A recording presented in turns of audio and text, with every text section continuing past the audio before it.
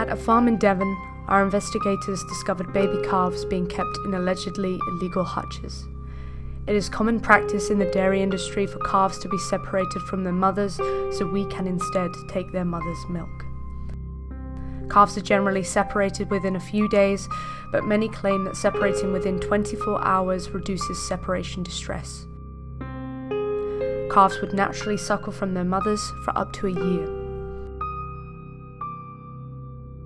These particular calves' ear tags confirmed that they were double the legal age of a calf permitted to be in such holdings, with the law stating that they can only be held in these types of hutch for 8 weeks. Due to their size, they were hardly able to even turn themselves around.